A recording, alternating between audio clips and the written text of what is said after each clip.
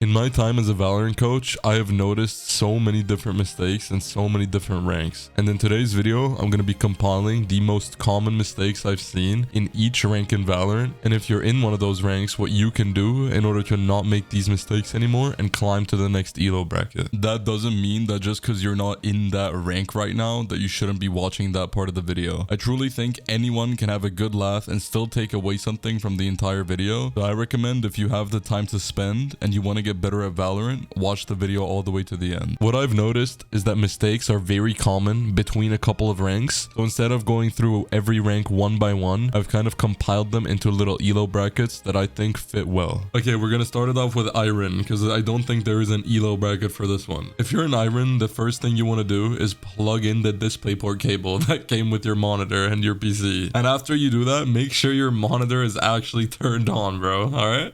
For real though, like mostly the people in Iron just lack common knowledge of the game, and they really lack a grind set. I feel like most people in Iron just kind of play ranked whenever they feel like it, and they don't really play to actually get better and want to actually improve and rank up in the video game. You're also either very new to PC or just very new to shooters in general, and I know this because most people always are AFK in Iron. You want to know why? Because you're in literal bot lobbies. These are people that purposely derank their accounts so they can sell Iron accounts online. As soon as you get more used to playing Valorant and you stand still while you're shooting, you will immediately get out of those ranks. I also want to quickly mention that obviously I could just say get better aim for every single rank we're going to be talking about today. But I feel like that is very boring and very obvious for most of you. Like, yeah, no shit, if you know how to aim really well, you're probably going to rank up to Immortal within like a month. But what are you going to get away from this video if I just tell you to get better aim, you know? But for bronze and silver, which is the next elo bracket, I think it is very, very important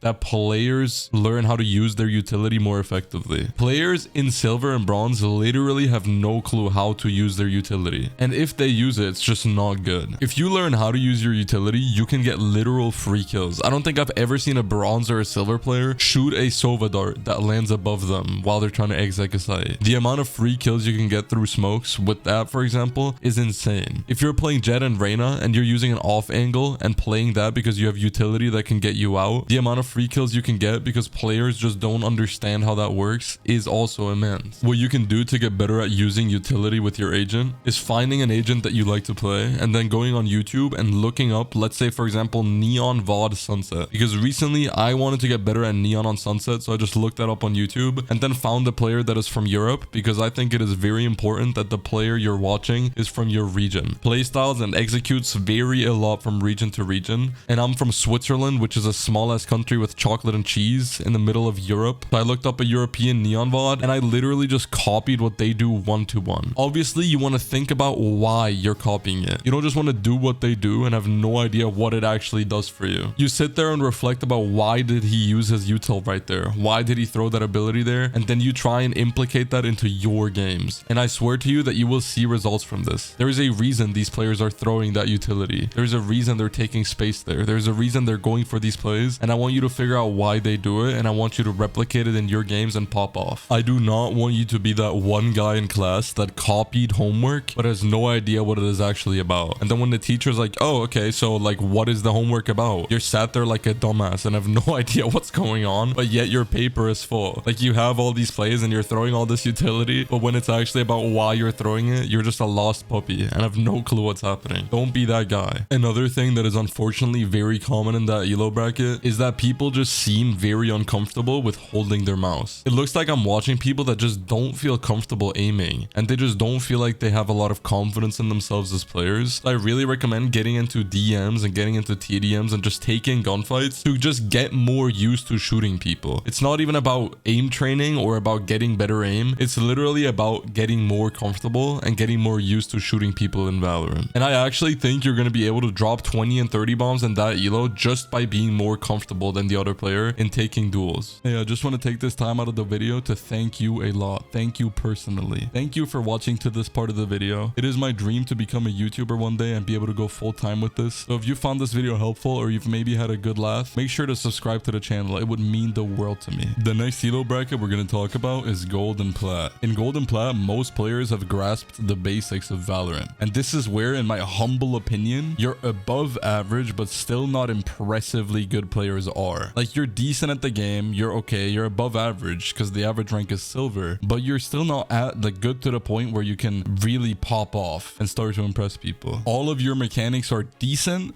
but none of them are very like insanely good. You're kind of a jack of all trades but master of none type of guy. Like, you're mid at everything but you're not really good at anything specific, so that's not enough to really get you up there. What I think is really important if you're stuck in Gold or Plat is to focus on your niche and perfect it. Let's say you're a duelist player, you focus on getting that first gunfight and winning it every single time. You focus on your mechanics and try to become insanely good and get really good at that. As a sentinel, let's say you're a Cypher or Killjoy main, you focus on learning your setups and learning how to play around them perfectly while getting better at static clicking, because most of the people that you're going to be fighting are hitting your trips and stuff and standing still. If you're playing Initiator, learn lineups, learn setups and rollouts, and help your duelists get kills. If you're playing Smoker, learn how to throw flood smokes for your team. These are very important smokes that you throw in the middle of sight that help you hold sight so much easier. It is literally the cheat code to holding some sights. If you do not throw flood smokes in your rank games, trust me, start throwing them and you will win 90% more holds like that. Trust me on this. Yeah, if you are in a niche and you practice and perfect one thing, let's say your mechanics, you will become a so much better player and finally perfect one of your skills, and that'll boost you out of Gold and Platinum. So now we move on to Diamond and Ascendant. In Diamond and Ascendant, I feel like it is quite the opposite. Most people are really good at one thing, which is mostly aim in that elo, which is where the term these aim demons,